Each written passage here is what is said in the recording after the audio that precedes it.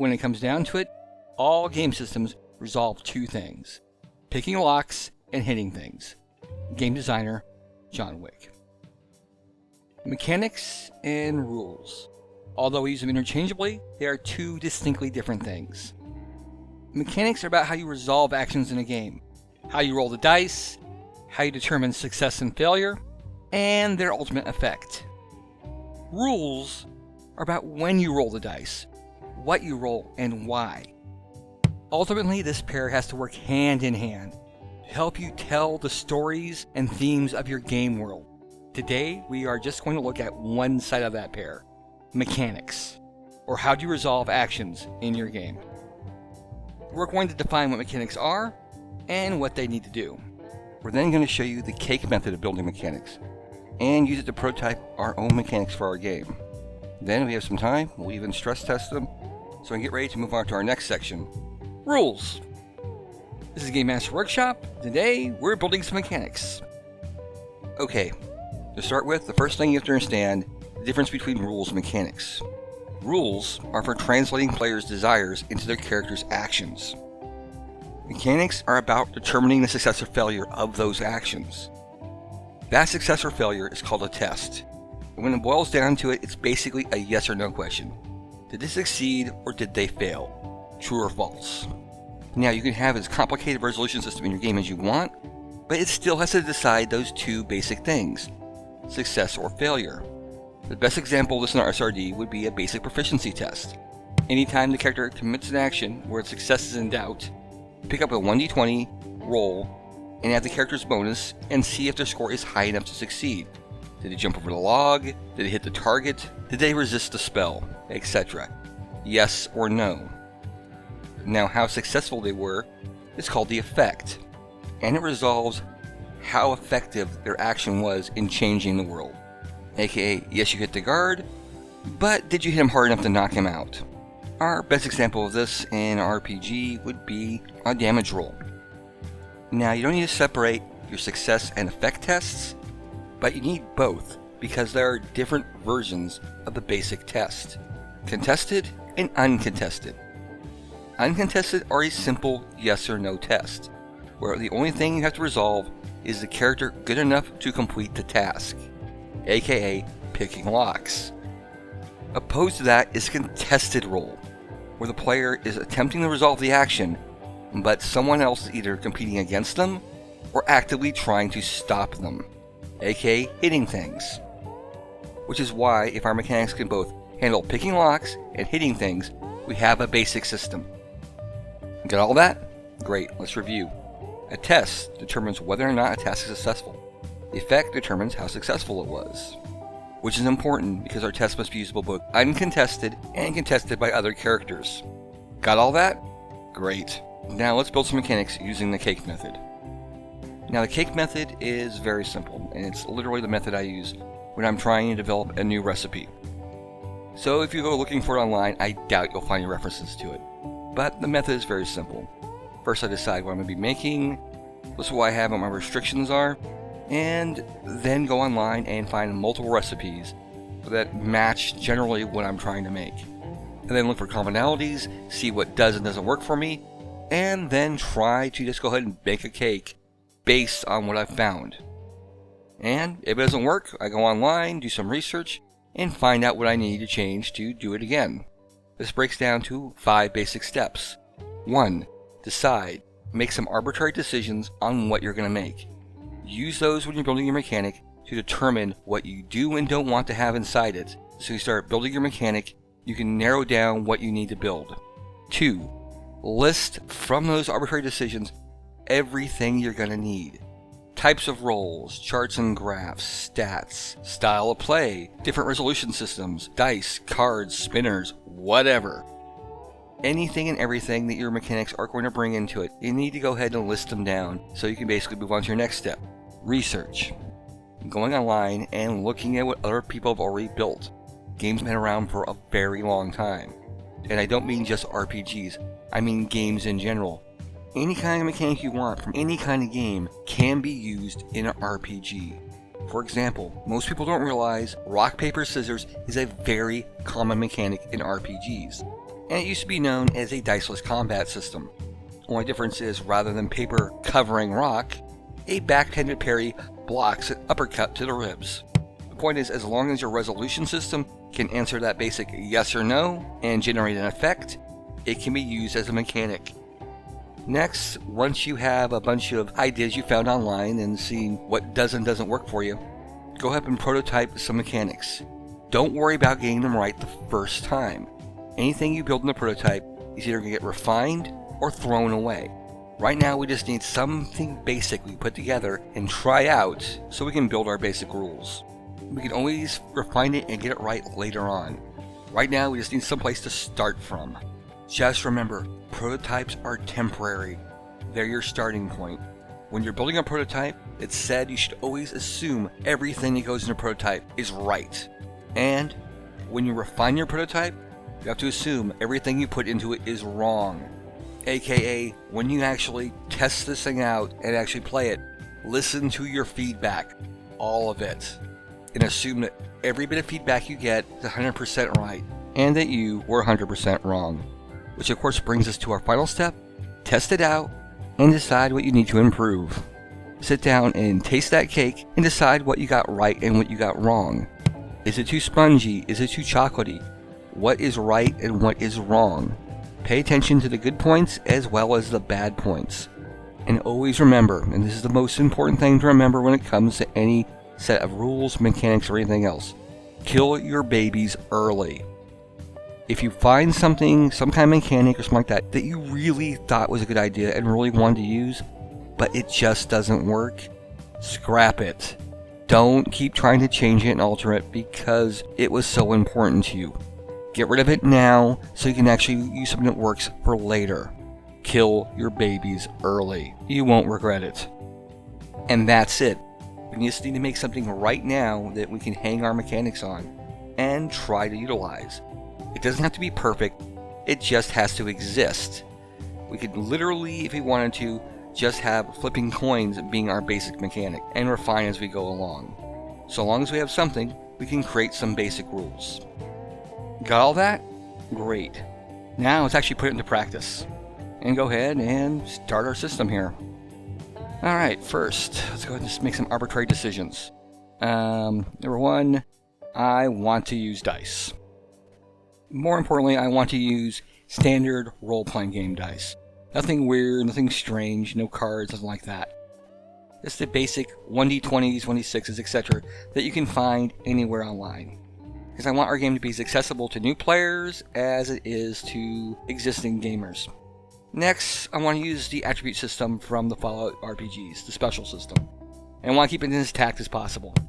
Number 3, I want this to be a skill-based system. I want the players to be able to customize their character by determining what areas they want to focus on, rather than being limited and locked into something like a class or something like that. Alright, let's see what else. Oh yeah, I want to incorporate my playstyle. And if you look at our design document, our playstyle included fast, fun, flair, and flexible. And by fast, I mean that players should be able to resolve their actions quickly. Fun, I want the idea of actually rolling the dice to be just as fun as actually playing the game. 3, I want our rules to be flexible so we can be used in a variety of different ways. And then finally, fair. I want the rules to feel fair. They don't necessarily have to be fair, they have to feel fair. Okay, there's a lot of arbitrary decisions, but it's our starting point.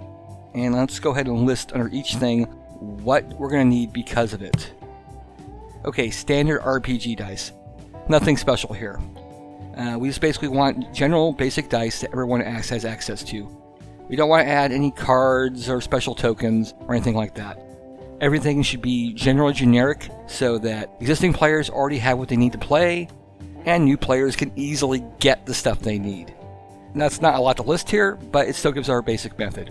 We're going to be rolling dice, which means we're going to be using numbers, quantifying things, and using math. Not a big distinction, but one we have to note right here. Alright, let's move on to the specials. Like I said, I want to use the specials from the RPGs. Now, the specials are your basic attribute system. Strength, perception, endurance, charisma, intelligence, agility, and luck. And that's pretty much a complete attribute system. That's actually I love it. We can go with this, no problem. Only thing that might be missing here is maybe willpower, and we can come up with something for that. The next thing we need to note about this is it runs from a rate of 1 to 10, which is good because we already said we're going to do some quantification.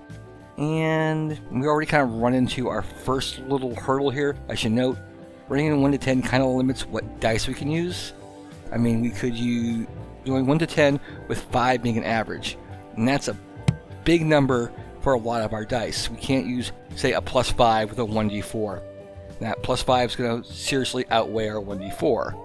So we're probably looking at a 1d20 style system if we're just doing it that way. Although, we could use the specials in a variety of different ways. For instance, we could take the specials and say, multiply the special by 10 and roll that under percentile dice. You have a 9, you actually have a 90% chance of succeeding. That kind of thing. Whatever. Or say we could use it, say, in a pool system where you roll a number of dice equal to your special. We don't necessarily have to use the special as is, but at the very least I want to keep it intact, so let's note that. Next, skills. I said I want this to be a skill system. Why? Well, because majority of Fallout games have been a skill system. And number 2, it gives the players a way to differentiate their characters and customize them without breaking the rules. So you could have one character that's specialized in lockpicking, another one who's specialized in stealth, another one who's specialized in repair, health, and all that kind of stuff, while all still being made through the same basic system, and being relatively equal in ability. Building off our previous idea of the 1d20 system, if we kept our specials as 1d20, and say we added a skill from a range of 1 to 10, that would give us a skill points of... Wait a second, I'm already prototyping. I'm literally sitting here making our list and I'm already prototyping. Okay, let's prototype a little bit. Yeah, let's look at our 3 systems and we'll use these as our prototypes. Okay, let's make a note here. Prototype, 1d20 system. Prototype, percentile system. Prototype, success system. Alright, we'll see if we have any of those fit. Alright, moving on. We'll come back to this in a second. Shoot. So, dice, special, skills, oh yeah, playstyle. We already determined we want our rules to be fast, fun, fair, and flexible. Alright, so what do I mean by that? What do we need to do to make our rules say fast? Alright, fast means I want my players to be able to pick up the dice and roll within seconds of determining what they want to do and be able to have the results of what they want to do given back to them in seconds. I don't want players to spend 20 minutes to determine whether or not they were able to pick up a rock. So with that, we're probably going to lean toward a universal mechanic. One that is easy to learn and easy to interpret. We don't want any charts or graphs or anything like that, and to keep our math to a minimum. I want my players to be able to pick up the dice and roll. To achieve that, let's see, our mechanics are going to need a few things. First, you have to be intuitive so that the players can figure out what to roll without a lot of GM prompting. So I guess we'll use narrative to build our mechanics. So if the player says something like, I want to lift the rock, they would use their lifting skill and their strength attribute. Something the players could easily figure out by telling the game master what they want to do. Next, I want our effect rolls to be determined how well the player rolls. Rather than having a separate effect roll, if the player rolls high, the effect should be high. Because of that, we're going to need a more complex success matrix than a simple true or false. Oh yeah, success matrix, I probably should cover that. Success matrix is figuring out how successful a task was. Now, most systems use a success or failure, but we can go beyond that. We could have, successful, failure, almost successful, successful with some effort, highly successful, critically bad, complete disaster, and absolute success. We can divvy up our success ratios any way we want. And for what we're planning to do here, we're going to be doing that. Alright. Number 3, building off number 2, we want to minimize the number of rolls we make. Rolls take time, so every roll we can cut from our final result is time saved. We want our game to be fun with lots of options, but we don't want the players making 6 rolls to accomplish one task. So if a single punch is going to knock out a guard, we don't need to take 10 minutes to basically check out some charts and graphs to figure out whether he'll need plastic surgery afterwards. For our games, we just need to know if the punch is going to knock him out. So we're going to simplify and combine our effects. Also for fast. Because of that, we want all our effects to be easily interpretable and interchangeable. That means universal mechanics, so that the same kind of result that might knock a guard out might also be used to determine how far he flies if we give him a hard push. Our values should translate 1 for 1, so that we don't need any kind of conversion charts or anything like that. Just basically make a single roll and you can tell exactly what happened. Oh, finally, number 5, no complex math. Listen, I'm an engineering major myself, and I spent countless hours figuring out how to quantify even the most simplistic task. But the more math we add, the longer it's going to take to figure anything out. So what I'm trying to say, basic counting is what we want to go down to. Addition and subtraction are fine, even simple multiplication's fine, like halving and doubling. But the players have to break out a calculator to figure out the results of the roll. We failed. I want the players to be able to determine the results of their roll intuitively and instinctively just by looking at the roll. So we need to keep our numbers also fairly low, and tabulating the number of dice to a bare minimum as well. Because rolling handfuls of 8-siders are fun, counting them up afterwards is not. So let's keep the math to a minimum. Okay, that's a lot to ask for one word, but it tells us a lot of what we can't do. No charts, no graphs, no serious number crunching. Our results should be plainly visible just by looking at the dice. Let's see, next. Fun. Now by fun, I mean a few things. Not only do we want our players to have fun with their game, but with the actual mechanics as well. There should always be a gamble to our rolls, an element of chance. No matter how certain a roll is, there should always be a chance of success or failure. Because let's face it, while failing rolls is no fun, always succeeding is no fun either. So we want to make sure there's always a chance they might succeed, always a chance might fail. 2, we want to translate the player's intent directly into their rolls. So we want to make a mechanic so that our narrative decides what rolls we're going to make. Also, we don't want to gatekeep any tasks behind feats or perks. We want the players to always be able to do things. So if the player wants to, say, run up a wall using parkour, they shouldn't need a parkour feat to do that. They should be able to make a regular athletics test. 3, good rolls should always be rewarded. Bad rolls should always have consequences, so that the player feels the effect of the roll, so they actually matter. None of this, you roll a critical hit and you only do 1d4 points of damage. You roll high, you should be rewarded high. Roll low, you should get penalized. 4, because as we said before, failing rolls is no fun. We're going to want to add a mechanic for the players to skew the rolls in their favor when they really need it. AKA a mercy currency, hero points, whatever you want to call it. Some kind of mechanic where the players can give themselves a little extra edge when they're needing it. But we also want to make sure that whatever that is, that it's not incredibly powerful or that it cannot easily be exploited. AKA, a player shouldn't be able to basically build up a bunch of mercy currency and then just nuke your game by unloading it all at once. Because someone exploiting the rules is no fun for the game master, and we want fun for everybody, not just the players. Alright, this already tells us a couple things. 1, we already know that we're using narratively built roles. Now, like I said, we don't want any gatekeeping. If you're not trained in a power, it doesn't matter. You can still try some roles. That means we need an adjustable target number so the players can always attempt something. So players can try more difficult things when they're not quite trained at. 2, we're going to give the players some kind of control over their own effect values, so that they can, choose to do more damage or choose to try and knock somebody over, or whatever they want to describe. They should have a mechanic where they can put that into the role on their own. The Game Master also has to approve it, but they should be able to add those elements by describing what they want to do. 3, we're going to need a more complex success matrix beyond a simple success or failure, which means we're going to need some kind of success-based system or some way of tabulating how successful the character was. Which means I'm pushing closer to a success system rather than a mere range system like, say, a 1d20. On 1d20, we could do a system where basically the player rolls and they roll particularly high, they get extra success. Or if they roll particularly low, they get extra failure. Problem with that adds math. As we already said, we want to minimize the amount of math, so we'll see on that when we actually get to the prototyping phase. Let's see, on top of that, we're adding a mercy currency. Mercy currency basically help our players to skew the rolls in their favor, whether when they're going to die, or when they really need to succeed, like fighting the big bad guy, or saving someone from falling off a cliff, whatever. but we don't want it to be so powerful or so reliable that they can do it whenever they want to do it and possibly break the game. So we're going to have to build in some controls on that somehow, that the Game Master controls. Alright, let's take a note here. Fair. So let's discuss what I mean by fair. Because by fair, I mean a few things. One, our dice rolls should be fairly predictable. When the players roll, everyone should be fairly certain on what the outcome is likely to be.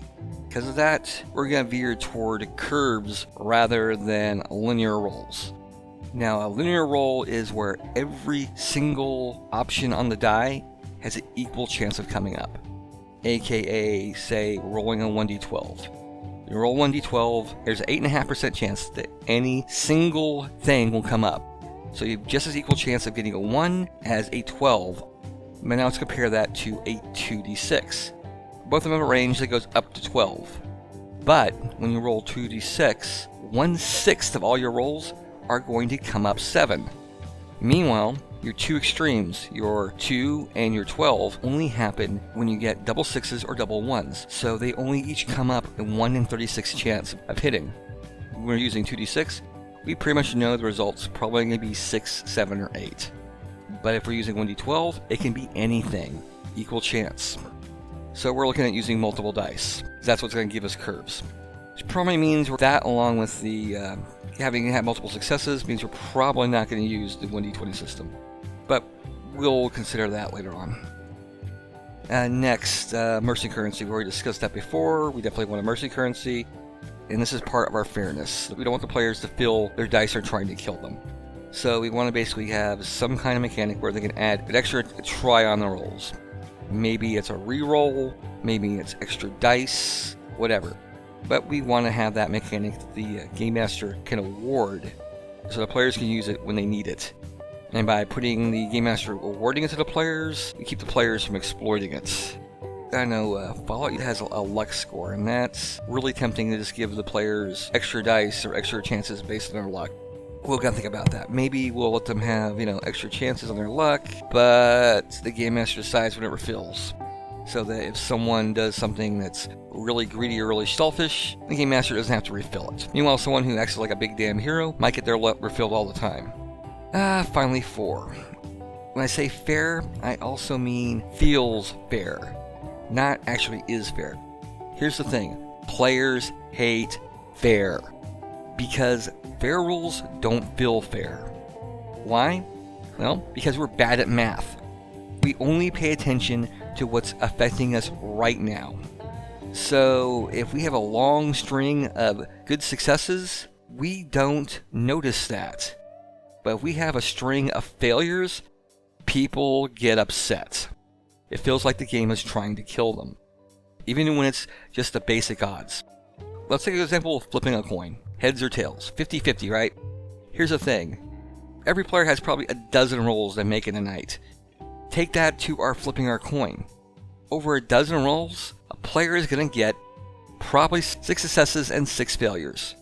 Here's the thing. Not only is it very easy, but very likely during those dozen rolls, they're going to get at least 3 failures in a row. And that doesn't feel fair, even though it's just 50-50. But the odds, say, of getting 3 failures in a row is only 1 in 8. And they're doing 12 rolls. They're pretty much guaranteed to get at least 3 failures in a row. Which means if they take a swing and they miss, and they try and block and they miss, and then they take another swing and they miss, even though they got 50-50 odds of making that 4th swing, if they don't hit, the dice are trying to kill them. So again, it's not that the game isn't fair, it's that it doesn't feel fair. So here's a little secret. Role-playing games and video games, they cheat. And they cheat in the player's favor. They tend to skew things up to a 2/3 model. That works in 2 different ways. In video games, if a player takes 3 shots, the 3rd shot almost always hits, so it feels fair. In role-playing games, they do this through the 2/3 model. AKA, rather than giving players a 50-50 chance, they gear it closer to a 2 in 3 chance. So that the odds on them getting 3 failures in a row are a lot less. And we're going to do that. So they're less likely to feel cheated. Alright, let's see. Finally, flexible. And by flexible, I mean I want both the players and the game master to have a lot of leeway where they can apply the rules in a lot of different ways.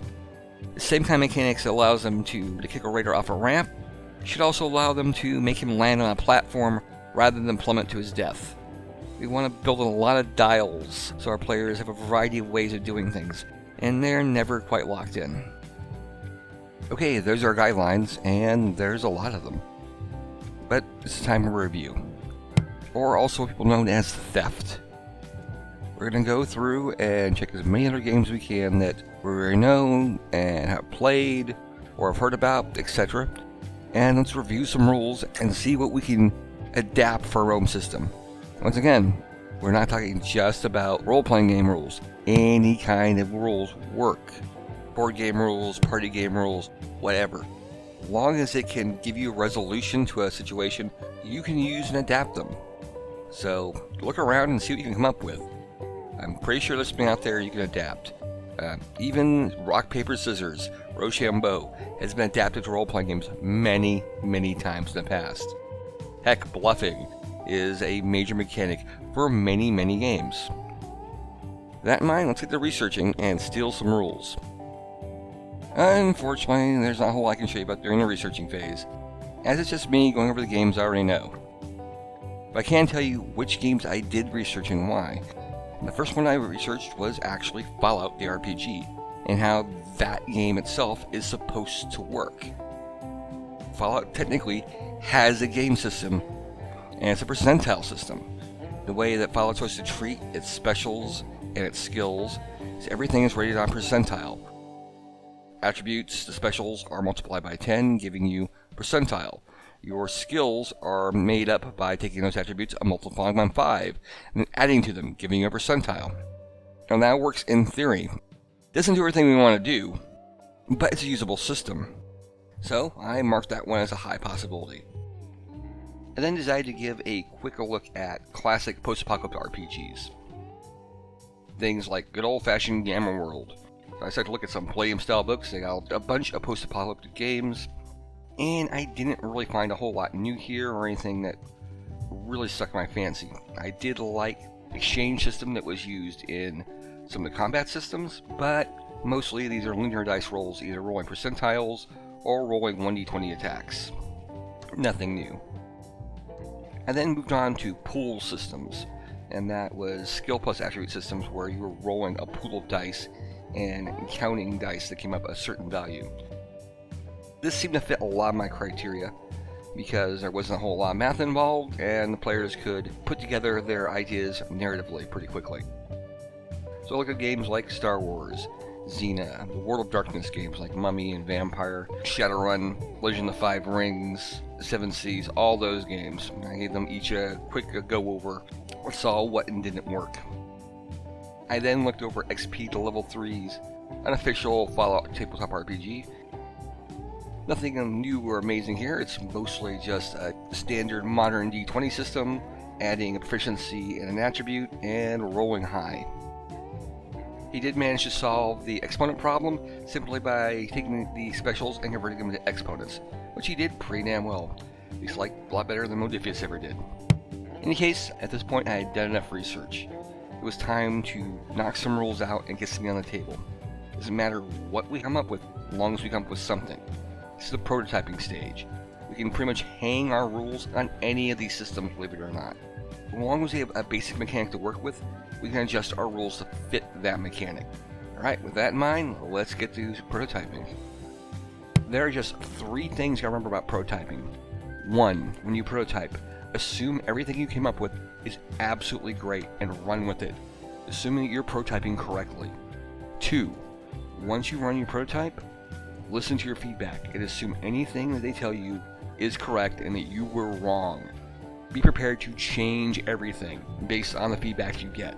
See what did and didn't work. 3. Remember to check everything. Know anything that doesn't quite work out. Anything you had to struggle for, anything you had to come up with an idea. If for some reason on the table you come up with a really good idea, use that, note that, and get that into your next prototype. The whole point of a prototype is to get something you can work with, and test it and use it and test it and use it and test it and use it and keep refining it every time till it actually works. So after looking at a lot of different systems, I decided to go with a pool system. In this case, it's against skill plus attribute, roll the dice, and count the number of dice that come up. This allows us to build a roll narratively where players can choose the attribute and skill that's being rolled when they describe what they're doing. Let's just say our first round of prototyping went badly. Why? Because the specials are very high. They range from about 5 to 10 for your average character, which means you're rolling up to a dozen dice for most rolls, which was just way too cumbersome and slowed everything down. So we had to get our specials under control. So after our first round of prototyping, we decided that we weren't going to be able to add skills and attributes, or if we did, we were going to have to change the specials, either reduce them in half or something. So for round 2, we decided that we would keep the specials, but change the target number we were rolling on our die based on our skill level. So that if we were, say, skilled, you would have to roll on a 1d6 a 5 or higher, and if you were unskilled, you would have to roll a 6, and if you were an expert, you would have to roll a 4 or higher. This allowed us to maintain both skill and special intact, while also not having to add a whole lot of math or having an burdensome number of dice. This almost worked. Our main problem here was the sheer lack of the range of skills. We only could really get maybe 3, maybe 4 skill levels total on a 1d6. So we figured out we had to change the die we're rolling. So we did that. For round 3 of prototyping, we basically changed our 1d6 to a 1d10. In this case, we had a grand total of 5 basic levels: unskilled, novice, skilled, expert, and master. Each of these came with a basic difficulty. Whenever you try to do something, you would roll your special and hit the difficulty based on your skill level. So if you were unskilled, only 10s counted. But if you were, say, expert, anything higher than a 7 counted as a success. This allowed us to get a nice success range while maintaining our specials intact. The problem was, though, at the lower levels, it didn't work that well. It was common for a player to get a single success, and only a single success, no matter how many dice they were rolling, which would be fine, except that it made reactive rolls and resistance rolls almost moot, as everyone was getting a single success. Also, only a single success isn't really where we want to go. We want players to get multiple successes. So we had to retool this. Round 5, we thought about adding exploding dice, so that when you roll 10s, you added extra dice to your roll. This almost worked out. Problem with it was, experienced players quickly dominated the game, because not only were they able to get successes, but when they re-rolled, they got more successes. Meanwhile, unskilled players really weren't getting additional successes. If they got a 10, they were unlikely to get another 10. So this had to be retooled. That would actually borrow a rule from Fallout 2D20. In this case, the idea of a critical not being a reroll, but being a bonus success. With this round, we did that. We added a master die. That master die had a simple function. 1, if that master die came up a 10, you would get 2 successes. And if it came up a 1, you would lose a success. This gave us a nice range. It increased the range of successes and failures at the lower levels without making the upper level characters too powerful. This was a good thing. The bad thing is players didn't like losing a success. The number of players who failed to report they'd accidentally rolled a 1 on their story die was relatively high. With this round of prototyping, we decided to refine our story die. Our master die, or story die, whatever we want to call it, now had a new function. When it came up a 10, it would give you an advantage. Technically, it would give you, for that round, an extra success, but it also create an advantage that players could exploit. The idea was it was now a narrative dice. When the players rolled a 10, things were going in their advantage. It was something they could actually now utilize. They were getting that extra success, that was the function of the die, but they also had things in the story changing in their favor. I like this, I like narrative rules. We did the same thing with the 1s. When this die came up a 1, things went bad for you. your weapons broke, you ran out of ammo, etc., you got that -1 penalty. Although we didn't call it that, instead we declared that the difficulty went up 1. Players didn't like difficulty getting higher or things going wrong, but they liked it more than losing a success. And the narrative function was quite effective. At this round of prototyping, we now decided to go a step farther. We decided our story die was just that, a story die. Not only would it do things like give you successes and extra successes, but would now determine other questions that would come up. For instance, let's say someone used a flamethrower or somebody and they wanted to know if they caught fire. Well, if your story die came up successful, the answer is yes. More importantly, if the story die came up as a critical, aka that 10, the answer was very yes. You get the idea. Now the story die is doing more functions. It's not only just creating advantages, disadvantages to help the players at the lower levels, but it was also changing the narrative of the story and answering those questions the Game Master might have come up without additional rolls. Story die was doing all those functions for all those things. We went another round of prototyping using the story die and started using dice reading on the story die. In case you're curious, dice reading is when you get more information out of a die than is just normally there. In this case, we decided to add grenade bounce to the story die. Whenever someone threw a grenade, we would look at their pool of dice. Wherever the story die was in the roll, aka the right was to the left, would determine which way the grenade bounced when someone threw it. Our story die was now doing a lot of work and doing it pretty successfully. The biggest problem with this was just the Game Master being able to track the story die. We thought about one point of having the Game Master roll a story die, but decided against it. And now, with this round of prototyping, we came up with our best idea yet. That was when it came down to actually using extra successes. For those who don't know the way a pool system works, any extra successes are added to your effect value, saving us extra rolls. So higher your skill roll, the better your effect. With that, I was going over some of my old L5R rules when it occurred to me I had a great system I could use that for narratively. And that was the idea that both players and the Game Master could determine what to do with those extra successes, but in a different function. In this case, the way it worked, if the player wanted their roll to do multiple functions, let's say blast them with a shotgun and knock them off a platform, rather than having 2 different rolls for that, we would have a single attack roll.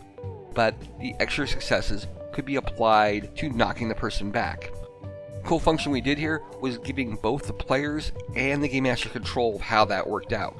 In this case, if the players wanted a roll to have an extra effect, they would reserve dice. They would pull dice out of their pool and apply those to the effect. So there would be 2 different effects, one based on the extra successes and the other based on the dice that were reserved. So a player had a knockdown with, say, if they reserved 2 dice, those reserved dice would be applied directly as an additional effect with 2 extra successes of effect. In this case, 2 dice of knockdown would be added to the attack damage. This was cool because now players could decide on their own what their rolls were going to do. But it also meant that if a player got a really, really high roll, the Game Master now got to basically control the function. Because any extra successes that the player rolled weren't controlled by the player, they were controlled by the Game Master. So a player wanted to knock someone off a platform, they could reserve a couple dice to make sure they had a knockback effect. But let's say they got 8 extra successes shooting the big bad guy. Oh no, your game's over, they just killed the bad guy on round 1. Not necessarily. The Game Master was in control of the extra successes that were rolled. So, let's say the player shot at the big bad guy on round 1, got a really good roll. Oh no, the big bad guy is about to get killed on the first shot. Instead, because the Game Master is controlling those extra successes, he'd tell the player that, the shot hits the bad guy, a couple dice are used to knock the weapon out of his hand, and the rest are used to send him flying off the platform. Technically for you, into safety and out of the battle, but more importantly for the players, to knock him out of the arena and let them think they just beat the big bad guy on round 1. Even though you kept them from killing him on round 1 so he can come back later on. This was great. Now our players and our Game Master were building what the players wanted to do narratively. And that's how we got the system we're currently using during our testing phase. The urspecial, standing for Universally Rolled Specials. The way the urspecial works is very simple. Anytime the player wants to come into action, one of their specials will be rolled. Their specials are the standard range, 5 through 10. If you get a special score right now off the internet for a particular character, you can technically use that for the system. Next, whenever you roll, you'll be rolling against a skill. What you're trying to hit is based on that skill. If you're untrained, completely have no idea what you're doing, only succeed on 10. If you're skilled, you need 8s or higher, and if you're a master, you need 6s or higher, etc. This is our very simple table. As you can see, it includes unskilled, novice, skilled, expert, and master. It's not a lot of range, but it's generally the Fallout range, so it works right now for what we're doing. We'd like to add more levels, but we'll consider that later on. Now, when the players roll the dice, they count up all the dice that come up that number or higher. So that's their success total. If their success total beats the difficulty, and here's a basic table for that, they succeed. Meanwhile, any extra successes that weren't assigned by the player are determined instead by the Game Master. Yes, the Game Master can ask the player how he wants those effects to apply, but ultimately it's the Game Master's decision on any extra successes and what's done with them. Meanwhile, if the player wants to add effects to their roll though, they can take a gamble by reserving dice from their original special roll and holding them aside. Those extra dice are added automatically as successes to the effect if they succeed. So if you wanted to add a disarm to your kick attack and reserve a couple dice for that, those are added directly to the disarm function after you hit with your kick. Now it's time to roll the dice. The player picks up their special dice equal to their score. One of the dice is called the story die, and that's unique. When they roll that die, if that die comes up a 10, congratulations, something went right for you. You get a bonus for the round, giving an extra success, and that bonus can carry on for the rest of the round, depending on how it works out narratively. That story die also determines a bunch of other effects. Things like, when you shot the gun out of his hand, did it fly towards you, or things like that. Any question that might come up during combat can be resolved by the effect of the story dice. Similarly, if the story die comes up a 1, sorry guys, things went wrong. Something that's worked against you in some manner. Your gun broke, you ran out of ammo, etc. Your difficulty goes up 1 for that one action, and the players continue on. But whatever went wrong continues to be wrong, so if your gun broke, it's still broken unless you can fix it. If you ran out of ammo, you're still out of ammo until you reload, etc, etc. Finally, the system works really well for reactive rolls. The first player makes their normal action roll, and the person who's opposing it then makes their own action roll, aka an action and a reaction. The higher roll wins. The individualities of how that was resolved really comes down to rules, so we won't cover that in detail here. But a good example was, let's say someone is throwing a punch and you decide to block it. They make their punch roll, you make your block roll. If you beat their punch roll with your block roll, congratulations, you block their punch. Everything is now a gamble, and the players are in control of half of it. They're able to decide their rolls by the way they describe things, and they're able to decide the effects of their rolls by literally saying that they want their roll to do something in particular and describe what they want to do. The Game Master tells them how many dice to reserve for whatever they want to do. More importantly, we have a nice bounded accuracy. Almost all our rolls are going between 1 and no more than a dozen dice. This is nice because it means that we have a nice range of between -1 and a maximum of 12 successes. On average though, you're getting between 2 to 3 successes for a skilled attempt, giving us that curve we're looking for. And that's where we are right now in the prototyping stage, the urspecial. It's not done, it's not perfect, but it does a lot of what we want it to do. And as we go on, we will be refining it and changing it and prototyping it some more. Point is, we now have enough mechanics that we can make our rules. Because as I said, rules and mechanics are distinctly different things. And in our next module, we're going to start making some basic rules. Rules based on the themes of the Fallout setting in the Fallout world. With that in mind, this is Game Master's Workshop. Until next time, good luck and good gaming.